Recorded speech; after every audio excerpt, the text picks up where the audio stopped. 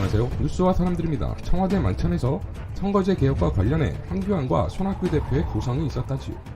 황교안이 한국당과 협의 없이 일방적으로 패스트트랙으로 밀어붙여서 문제가 있었다고 지적했고, 다른 당 대표들은 한국당이 협의에 응하지 않았다고 반론했습니다. 이 와중에 손학규 대표가 황교안에게 정치는 그렇게 하면 안 된다 라고 지적하자 황교안이 그렇게라니요 라고 따지면서 고성이 오갔다 이겁니다. 결국 문 대통령이 나서서 말리면서 서로 사과한 뒤 다시 대화를 이어갔다고 하지요. 자, 과연 황교안의 주장은 사실일까요? 한국당과 협의 없이 일방적으로 패스트트랙을 밀어붙였을까요?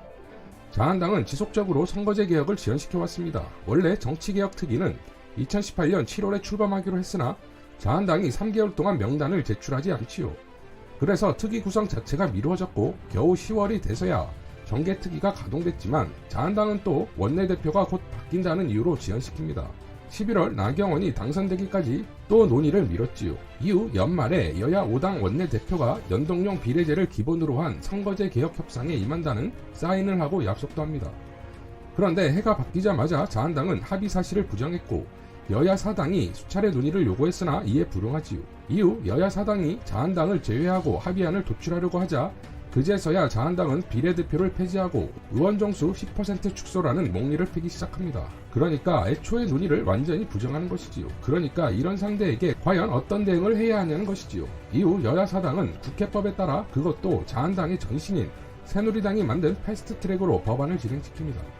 이런 명백한 상황이 있었음에도 황교안이 이런 주장을 하고 있으니 여야 4당 대표들은 황당할 수밖에 없겠지요. 그렇다면 황교안이 대꾸한 그렇게라니요 에서 그렇게란 무엇일까요?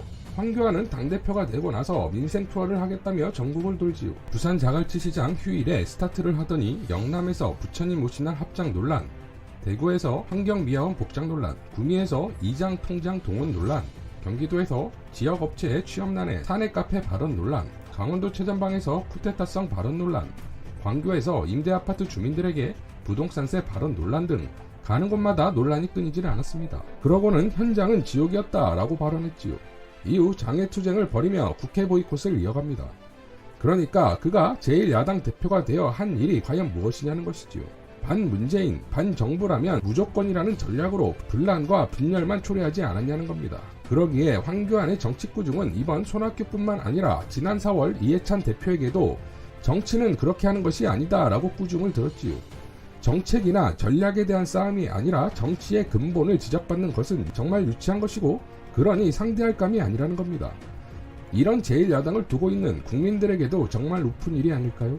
지난날은 잊은 듯 고성으로 맞받아친 황교안을 보며 이런 영화 대사가 떠오릅니다. 그러면 안 돼. 젊은이 벌써부터 건망증에 시달려 그렇게 해서는 안 돼. 이상 뉴스와 사람들이었습니다. 시청해주셔서 감사합니다.